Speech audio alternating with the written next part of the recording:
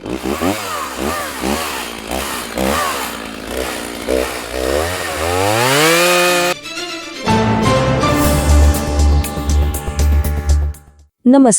देवभूमि उत्तराखंड आज एक बहुत ही मुश्किल सवाल से जूझ रहा है। सवाल ये है कि क्या विकास की कीमत हमारे जंगल चुका रहे हैं। चलिए आज हम सरकारी आंकड़ों और ज़मीनी हकीकत के जरिए इस सवाल की गहराई में उतरते हैं। तो आखिर इस प्रगति की कीमत है क्या? जो हाल के आंकड़े सामने आए हैं वो सच में एक चौंकाने वाली तस्वीर दिखाते हैं। जरा इस नंबर को देखिए, 315.539 हेक्टेयर। ये कोई छोटा मोटा आंकड़ा नहीं है, बिल्कुल नहीं। ये तो सिर्फ 2024 के पहले 10 महीनों का हिसाब है। इतनी बेशकीमती वन भूमि विकास परियोजनाओं के नाम पर खत्म हो गई। और ये समझना जरूरी है कि ये सिर्फ जमीन का एक टुकड़ा नहीं है, ये नुकसान है उस जीवन देने वाली ऑक्सीजन का, उस बायोडाइवर्सिटी का, जिसे बनने में, जिसे पनपने में सदियां लग गई।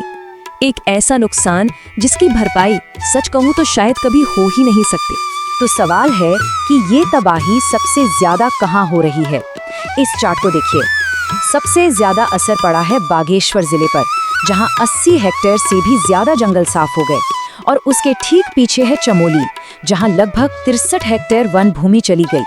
लेकिन इन आंकड़ों के पीछे ना असली कहानियां छिपी हैं। चलिए उत्तरकाशी चलते हैं, जहां लोग अपने जंगलों के लिए, अपनी विरासत के लिए खड़े हो गए हैं। वजह क्या थी?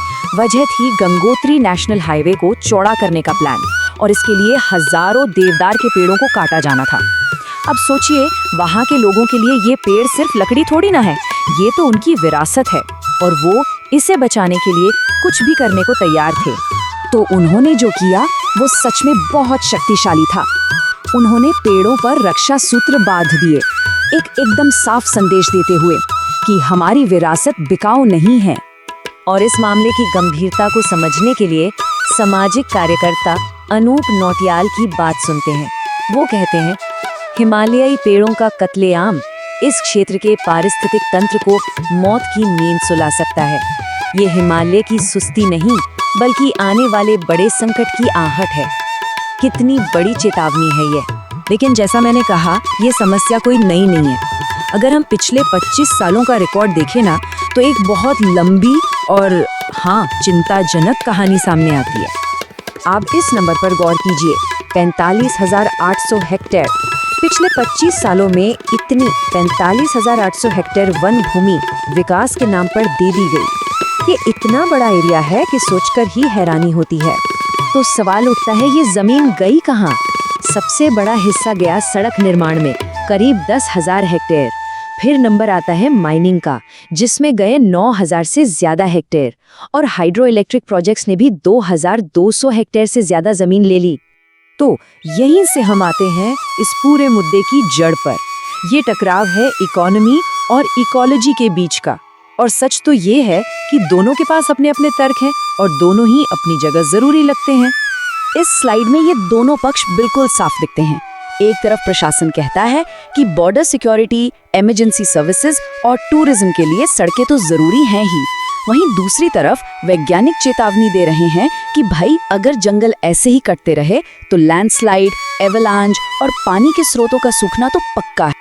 प्रमुख वन संरक्षक रंजन कुमार मिश्रा का कहना है कि इकोनॉमी और इकोलॉजी को जोड़ना जरूरी है। वो कहते हैं कि प्रोजेक्ट्स बैलेंस बनाकर ही तैयार किए जाते हैं। लेकिन जो जमीनी हकीकत है, जो आंकड़े हमने देखे, उसको देखते हुए सवाल तो उठता ही है, क्या ये बैलेंस सिर्फ कागजों पर ही है? तो अब आगे क्या? अगर ये सिलसिला ऐसे ही चलता रहा तो आने वाले वक्त में हमें किस चीज के लिए तैयार रहना होगा? परिणाम वो काफी गंभीर हैं और लगभग तय हैं।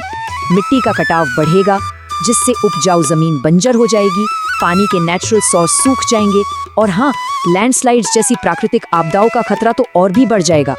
ये एक साइकिल है, एक विनाशकारी साइकिल। और आखिर में यह सब कुछ हमें एक सबसे जरूरी सवाल पर लाकर खड़ा कर देता है। एक ऐसा सवाल जिस पर हम सबको सोचना होगा। आखिर विकास की परिभाषा होनी क्या चाहिए? क्या प्रगति का मतलब सच में यही है